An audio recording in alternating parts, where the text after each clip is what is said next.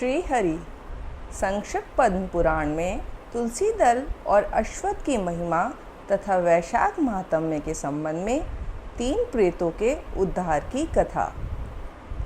ब्राह्मण ने पूछा, धर्मराज, वैशाख मास में प्रातःकाल स्नान करके एकाग्रचित हुआ पुरुष भगवान माधव का पूजन किस प्रकार करे? आप इसकी विधि का वर्णन करें। धर्मराज ने कहा, ब्राह्मण, पत्तों की जितनी जातियां हैं उन सब में तुलसी भगवान श्री विष्णु को अधिक प्रिय हैं। पुष्कर आदि जितने तीर्थ हैं, गंगा आदि जितनी नदियां हैं तथा वासुदेव आदि जो देवता हैं, वे सभी तुलसी दल में निवास करते हैं। अतः तुलसी सर्वदा और सब समय भगवान श्री विष्णु को प्रिय है। कमल और मालती का फूल छोड़कर तुलसी का पत्ता ग्रहण करें और उसके द्वारा भक्ति पूर्वक माधव की पूजा करें। उसके पुण्य फल का पूरा वर्णन करने में शेष भी समर्थ नहीं है। जो बिना स्नान किए ही देव कार्य या पितृ कार्य के लिए तुलसी का पत्ता तोड़ता है, उसका सारा कर्म निष्फल हो जाता है तथा वह पंचगव्य पान करने से शुद्ध होता है।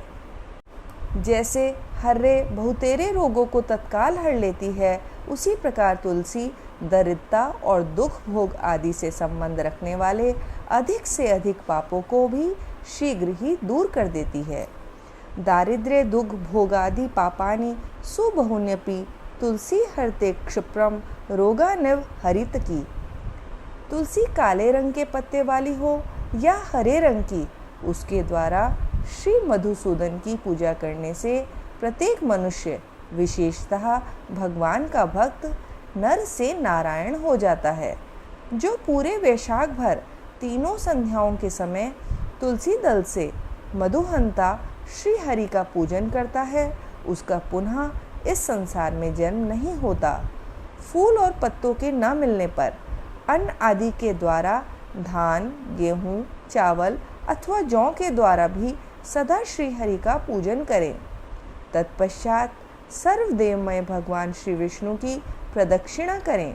इसके बाद देवताओं, मनुष्यों, पितरों तथा चराचर जगत का तर्पण करना चाहिए।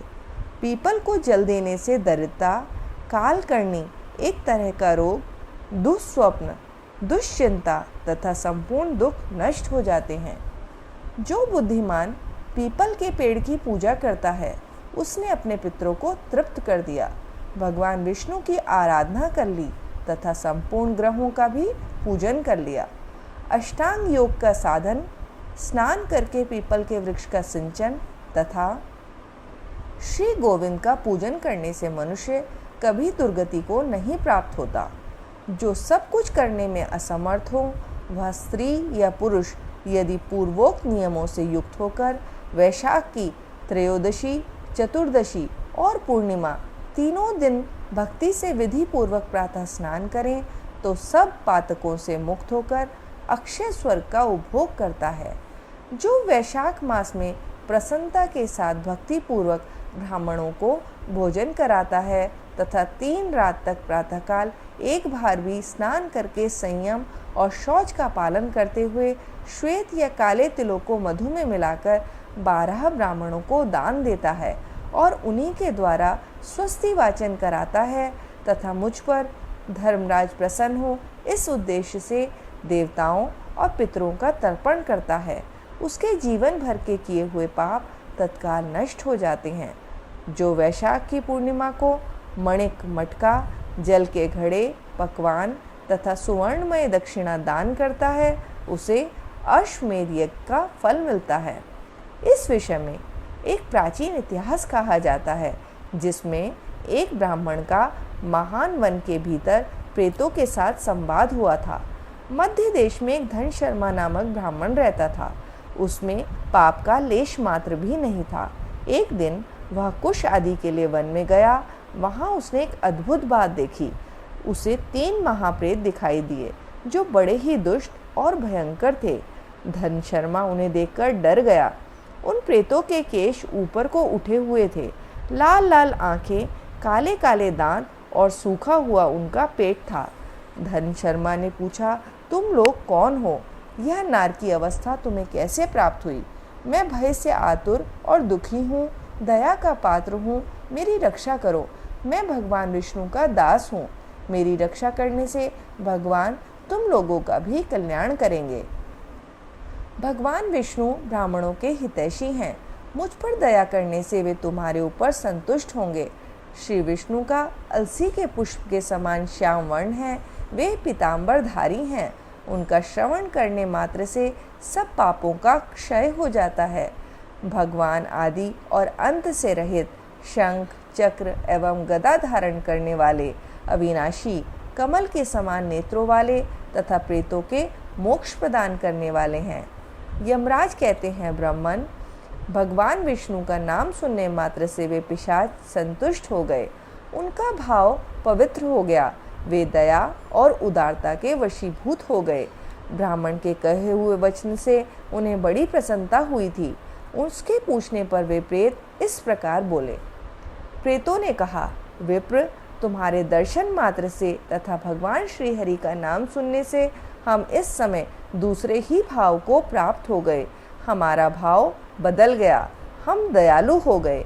वैष्णव पुरुष का समागम निश्चय ही पापों को दूर भगाता, कल्याण से संयोग कराता तथा शीघ्र ही यश का विस्तार करता है।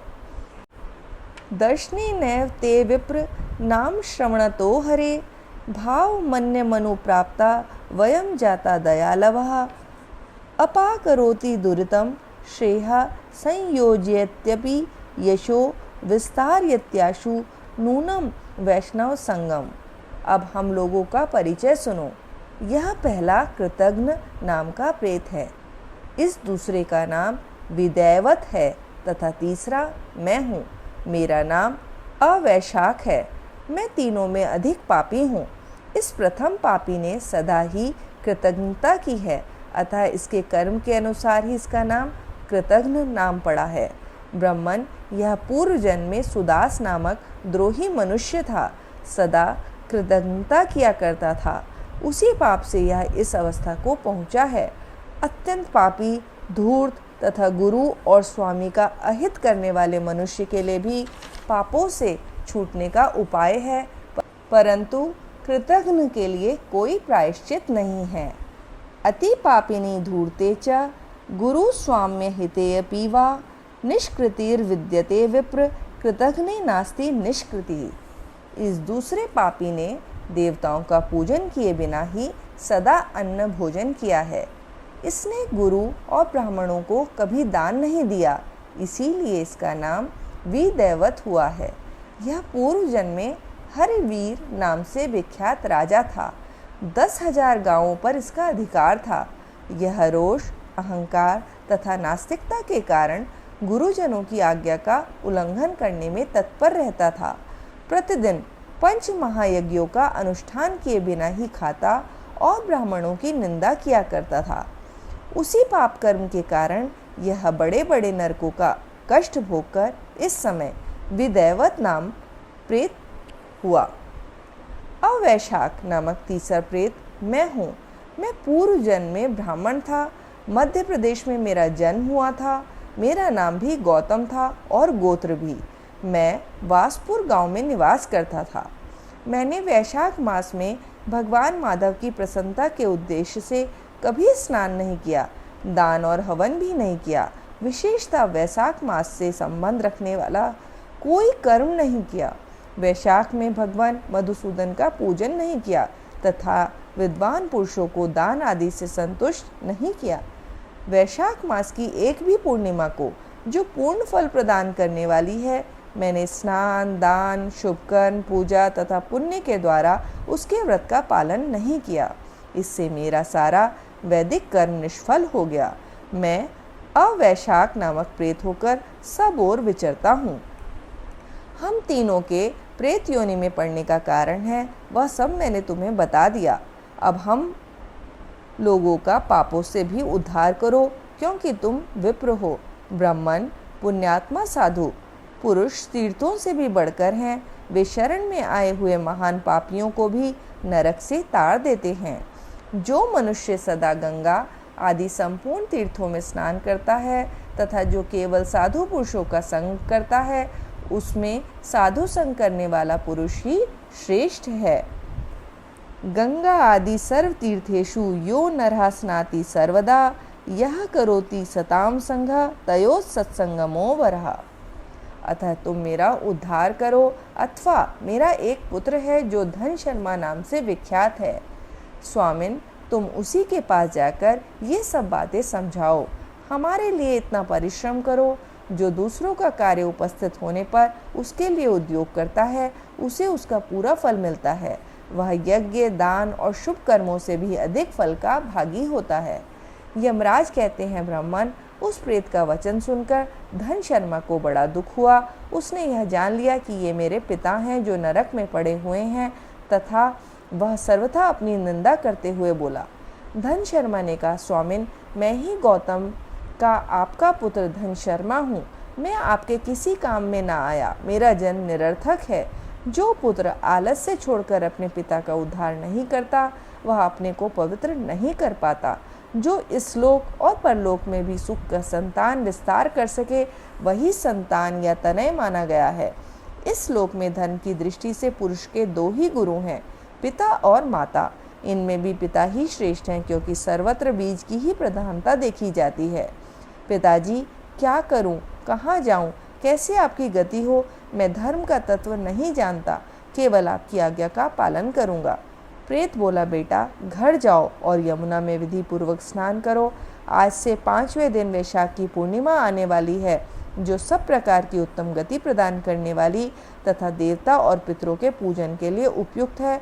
उस दिन पितरों के निमित्त भक्ति पूर्वक तिल मिश्रित जल का घड़ा, अन्न और फल दान करना चाहिए। उस दिन जो श्राद्ध किया जाता है वह पितरों को 1000 वर्षों तक आनंद प्रदान करने वाला होता है। जो वैशाख की पूर्णिमा को विधि पूर्वक स्नान करके 10 ब्राह्मणों को खीर भोजन कराता है वह सब पापों से मुक्त हो जाता है। जो धर्मराज की प्रसन्नता के लिए जल से भरे हुए 7 घड़े दान करता है वह अपनी 7 पीढ़ियों को ताड़ देता है। बेटा, त्रयोदशी, चतुर्दशी तथा पूर्णिमा को भक्ति परायण होकर स्नान, जप, दान, होम और श्री माधव का पूजन करो। उससे जो फल हो वह हम लोगों को समर्पित कर दो।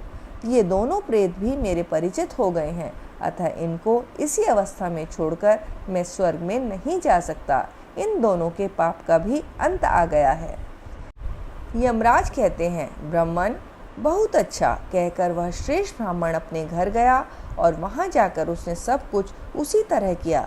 वह प्रसन्नता पूर्वक परम भक्ति के साथ वैशाख स्नान और दान करने लगा। वैशाख की पूर्णिमा आने पर उसने आनंद पूर्वक भक्ति से स्नान किया और बहुत से दान करके उन सबको पृथक पृथक पुण्य प्रदान किया। उस पवित्र दान के संयोग से वे सब आनंद मग्न हो विमान पर बैठकर तत्क्षण ही स्वर्ग को चले गए।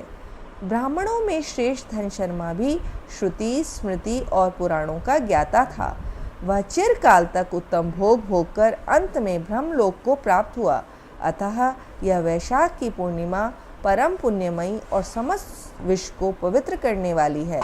इसका महात्म्य बहुत बड़ा है, अतः मैंने संक्षेप में तुम्हें इसका महत्व बतला दिया। जो वैशाख मास में प्रातःकाल स्नान करके नियमों के पालन से विशुद्ध चित्त हो भगवान मधुसूदन की पूजा करते हैं वे ही पुरुष धन्य हैं, वे ही पुण्यात्मा हैं तथा वे ही संसार में पुरुषार्थ के भागी हैं। जो मनुष्य वैशाख मास में सवेरे स्नान करके संपूर्ण यम नियमों से युक्त हो भगवान लक्ष्मीपति की आराधना करता है वह निश्चय ही अपने पापों का नाश कर डालता है। जो प्रातःकाल उठकर श्री विष्णु की पूजा के लिए गंगा जी के जल में डुबकी लगाते हैं उन्हीं पुरुषों ने समय का सदुपयोग किया है। वे ही मनुष्यों में धन्य तथा पाप रहित है। वैशाख मास में प्रातःकाल नियम युक्त हो मनुष्य जब तीर्थ में स्नान करने के लिए पैर बढ़ाता है उस समय श्री माधव के स्मरण और नाम कीर्तन से उसका एक एक पग अश्वमेघ यज्ञ के समान पुण्य देने वाला होता है। श्री हरि के प्रियतम वैशाख मास के व्रत का यदि पालन किया जाए तो यह मेरु पर्वत के समान बड़े उग्र पापों को भी जलाकर भस्म कर डालता है। विप्रवर, तुम पर अनुग्रह होने के कारण मैंने यह प्रसंग संक्षेप में तुम्हें बता दिया। जो मेरे कहे हुए इस इतिहास को भक्तिपूर्वक सुनेगा वह भी सब पापों से मुक्त हो जाएगा तथा उसे मेरे लोक यमलोक में नहीं आना पड़ेगा। वैशाख मास के व्रत का विधि पूर्वक पालन करने से अनेकों बार के किए हुए भ्रम हत्यादि पाप भी नष्ट हो जाते हैं, यह निश्चित बात है। वह पुरुष अपने 30 पीढ़ी पहले के पूर्वजों और 30 पीढ़ी बाद की संतानों को भी ताड़ देता है, क्योंकि अनायास ही नाना प्रकार के कर्म करने वाले भगवान श्री हरि को वैशाख मास बहुत ही प्रिय है, अतः वह सब मासों में श्रेष्ठ है। इति तुलसी दल और अश्वत्थ की महिमा तथा वैशाख महात्म्य के संबंध में 3 प्रेतों के उद्धार की कथा नामक अध्याय संपूर्ण हुआ। हरि ओम तत्सत, हरि ओम तत्सत, हरि ओम तत्सत।